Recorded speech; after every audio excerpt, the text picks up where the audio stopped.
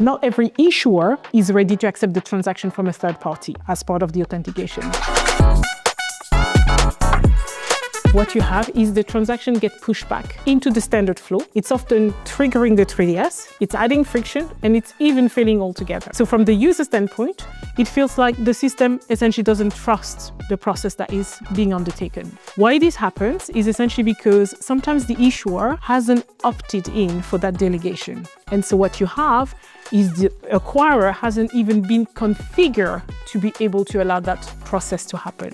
The scheme may as well not have enabled it across all of the different players and stakeholders in the system. So instead of that delegation, the transaction then gets demoted. So it's actually treated as if it was not an authentication happening at all. And this is really just a technical issue. It affects the conversion, the user experience, the invisible payment performance under that framework, but it's essentially enabling the use case that we're seeing with the in-car payment experience, the IoT commerce, where you can essentially utilize your fridge to place an order that will be delivered through your next shopping on Amazon, or any other devices that are voice-based or voice-enabled. If I am to put in parallel the two concepts, demoted authentication is essentially when a transaction is initially qualified for a low friction.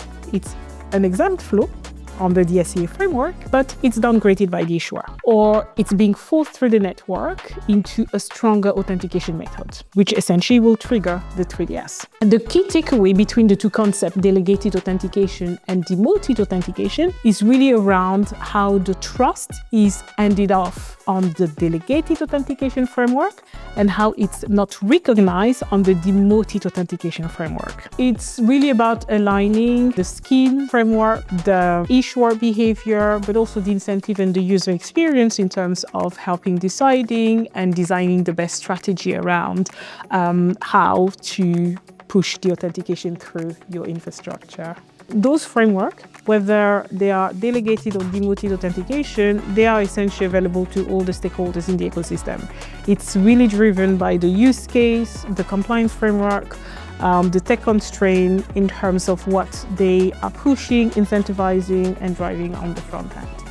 This wraps up the video series on authentication. So what we've done was really establishing the base layer about what an authentication is, and then we zoomed in into looking at the card ecosystem where there is a specific regulated framework for authentication, looking at some of the regional differences, before wrapping up by essentially highlighting a different use case of how the same framework of authentication can be used very differently for very different outcomes.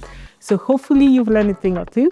Stay tuned, get in touch, take the new shots.